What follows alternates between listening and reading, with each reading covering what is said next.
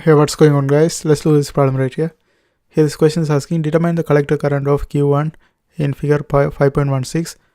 If IS is equal to 10 to the power of minus 17 ampere and beta is equal to 100, verify that the base current is negligible and the transistor operates in the active mode. Okay, now first we are going to find out the Vx. Vx is equal to R2 divided by R1 plus R2 times VCC. And if you plug all the values and calculate, you will get 800 millivoltage, and IC can be calculated using this formula. IC is equal to IS exponential VBE exponential VBE divided by VT. That gives us 231 microampere.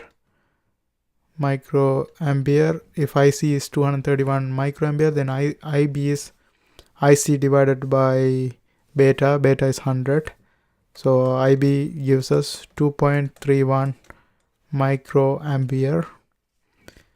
Now if you compare IB with VCC divided by R1 plus R2, IB is relatively less than VCC over R1 plus R2.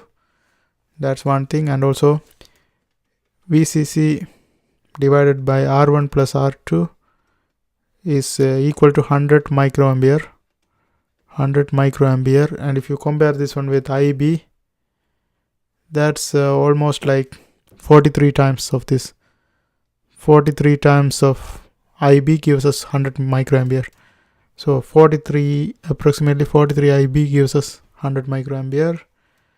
And also if you find out VCE voltage, that's 1.345 voltage.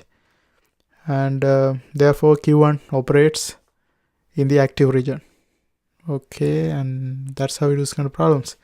I hope you guys find this video helpful. Thanks for watching, and if you are trying to learn electronics too, there are a bunch of videos in my playlist. I hope you guys watch that too. Don't forget to subscribe. See you next time.